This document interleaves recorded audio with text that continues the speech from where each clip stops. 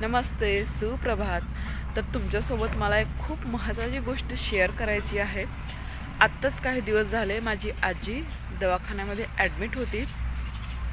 तर 3 दिवस ॲडमिट होती. तर 3 दिवस ॲडमिट होती तर ती अशी की पहिल्या दिवशी 12 वाजता ॲडमिट केलं आणि पूर्ण रात्रभर राहिलो. दुसऱ्या दिवशी पूर्ण दिवस पूर्ण रात्रभर राहिलो आणि तिसऱ्या दिवशी 12 वाजता सुट्टी दिली दुपारी. ठीक आहे. तर त्याचं जे बिल आहे ते सगळं मिळून आमचं झालेलं 12,200 रुपये झालेलं. फक्त 3 दिवसाचं जे बिल आहे ते 12,200 रुपये झालं. तर मी आणि माझा मामा आम्ही दोघंही डॉक्टरकडे गेलो, म्हणजे ज्यावेळेस त्यांनी आम्हाला बिल दिलं त्यावेळेस, आणि आता पेमेंट करायचं म्हणून गेलो. तर त्यांना आम्ही बिल वाचून दाखवलं, कारण की जे बिलमध्ये जे पॉईंट्स मांडलेले होते ते 5 पर्यंत तर आम्ही वाचू शकत होतो, पण जे खालचे पॉईंट्स होते ते आम्ही वाचू शकलो नाही, कारण की ते डॉक्टरचं माहिती ना कसं लिहितात ते. तर ते विचारलं त्यांना, तर त्यांनी डायरेक्ट आम्हाला जे बिल आहे ते 10,000 रुपये भरायला सांगितलं. तर मी मामाकडे बघते आणि मामा माझ्याकडे बघतात, हे काय 10,000 रुपये.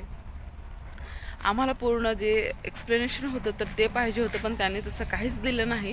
आम्ही विचारायला गेलो म्हणून आमचे डायरेक्ट 2,200 रुपये कमी केले. तसं बघायला गेलो तर ज्यावेळेस जे आम्ही रूम बुक केली तर ती स्पेशल रूम होती, तर त्याचे एका दिवसाचे 1,000 रुपये होते, म्हणजे डे नाईटची.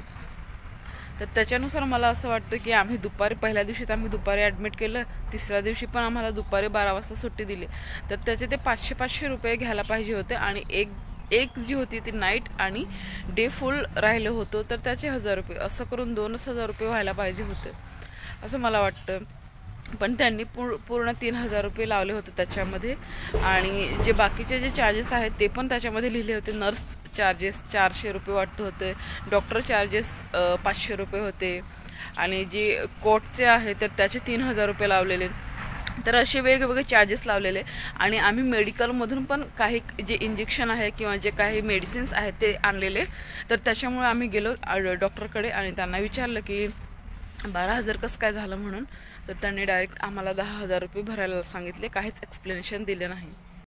इथं सांगायचा मुद्दा हा की आम्ही राहतो आदिवासी भागामध्ये, आणि आमच्या भागामध्ये जो नॉर्मल माणूस आहे त्याने जर दिवसभर काम केलं तर फक्त 300 रुपये भेटतात. आता तुम्ही सांगा, जर 12,000 रुपये बिल आलं तर एका व्यक्तीने, जो नॉर्मल माणूस आहे आमच्या पाड्यावरील, आमच्या खेड्यावरील, तर त्याची दिवसाची मजुरी 300 रुपये आहे. तर 12,000 रुपये बिल त्याने कसं भरलं असतं? जवळजवळ ते महिन्याचा पूर्ण त्याचा पगार गेला असता त्याच्यामध्ये, 12,000 रुपये म्हणजे. तर डॉक्टर लोक किंवा जे हॉस्पिटल्स आहेत त्यांचा पण व्यवसाय कसं चालतोय, की म्हणजे लुटायला एवढं लुटतायत ते. आम्ही म्हणजे हिंमत करून गेलो म्हणून विचारलं म्हणून आमचे तेवढे पैसे कमी झाले. आता समजा, आता 2,000 रुपये कमी झाले तरी पण एका दिवसाची मजुरी 300 रुपये. हां, तर 3 1 3 3 2 6 3 3 9, म्हणजे 900 रुपये, म्हणजे 3 दिवसाची मजुरी. 900 900 1800, म्हणजे 6 दिवसाची मजुरी, आणि ते 200 रुपये, म्हणजे जवळजवळ 7 दिवसाची मजुरी होते 2,000 रुपये. तर आमच्या भागामध्ये लोक ते अफोर्ड नाही करू शकत, आणि अशा गोष्टीमुळे लोक हॉस्पिटलमध्ये सुद्धा जात नाही.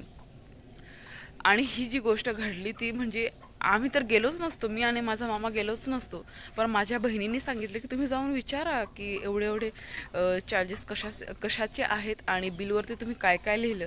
तर तिने आम्हाला सांगितलं, कारण की माझी बहीण नर्स आहे, तर तिने सांगितलं की तुम्ही जाऊन विचारा की एवढे पैसे कशाचे म्हणून. तर आम्ही विचारायला गेलो तर डायरेक्ट त्यांनी 2,000 रुपये कमी करून दिले. जर आमच्या जागी कोणी दुसरं माणूस राहिलंच तर त्यांना इंग्लिशमधून वाचता येत नाही, किंवा जे शिकलेलं नाही ते जर लोक राहिले असते तर त्यांनी आरामात 12,200 रुपये बिल भरलं असतं, किंवा मी आणि मामाने सुद्धा 12,200 रुपये बिल पे केलंच असतं, कारण की आम्ही विचारायलाच गेलो नसतो. आम्ही जाब विचारायला गेलो म्हणून त्यांनी आमचे 2,200 रुपये कमी केले.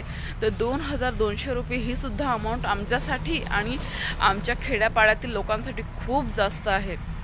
तर मला आज तुम्हाला हे सांगायचं आहे की ज्यावेळेस तुम्ही हॉस्पिटलमध्ये जाल आणि तुम्हाला ज्यावेळेस हॉस्पिटलवाले बिल देतील, तर ज्या ज्या गोष्टी तुम्हाला कळत नाही आणि ज्या ज्या गोष्टी तुम्हाला वाचता आल्या नाही, समजल्या नाही, तर त्या तुम्ही जाऊन हॉस्पिटलवाल्यांना किंवा डॉक्टरांना, नर्सला तुम्ही विचारा की हे एवढे चार्जेस कशाचे आहेत म्हणून.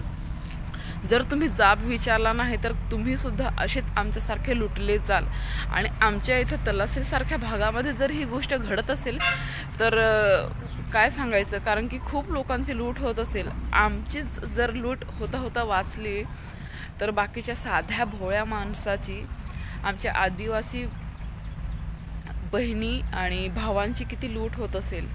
म्हणजे फक्त 3 दिवसाचं 12,000 रुपये बिल झालेलं. आणि माझ्या आजीला जो आजार होता, म्हणजे त्यांना शुगर आहे आणि ब्लड प्रेशरचा त्रास आहे, तर त्यासाठी आम्ही गेलेलो आणि 2 वेळेस तर इंजेक्शन्स आणि काय जे मेडिसिन असेल ते आम्ही मेडिकल स्टोअरमधून आणून दिलेले होते. तर एवढं तरी पण बिल झालेलं. तर फ्रेंड्स, माझी तुम्हा सगळ्यांना रिक्वेस्ट आहे की ज्या वेळेस तुम्ही हॉस्पिटलमध्ये जाल आणि तुम्हाला जर एवढं मोठं बिल जर तुमच्या हातात देत असतील तर तुम्ही आवर्जून विचारा की हे एवढं बिल कसं काय आलं आणि कशाचे किती किती चार्जेस लावले ते तुम्ही नक्की आवर्जून विचारा. तर मला आजच्या व्हिडिओमध्ये एवढंच सांगायचं होतं. तुम्ही सगळ्यांनी व्हिडिओ शेवटपर्यंत पाहिला त्याबद्दल तुम्हा सगळ्यांचे मनापासून आभार. Thank you so much. तर हे बघा बिल तुम्हाला दाखवते मी. आता हॉस्पिटलचं नाव नाही दाखवत, पण वरती बघा ॲडमिशन चार्जेस त्यांनी लिहिलेले आहेत आणि डॉक्टर चार्ज लिहिला आहे, कोर्ट चार्ज लिहिला आहे, नर्सिंग चार्ज लिहिला आहे. पण त्याच्या खालून कोणकोणते चार्ज लावले ते आम्हाला कळले नाही आणि ते आम्ही विचारण्यासाठी गेलेलो. तर त्यांनी आम्हाला काहीच न बोलता मागे डायरेक्ट त्यांनी आम्हाला 10,000 रुपये लिहून दिले आणि सांगितलं तुम्ही 10,000 रुपये बिल पे करा.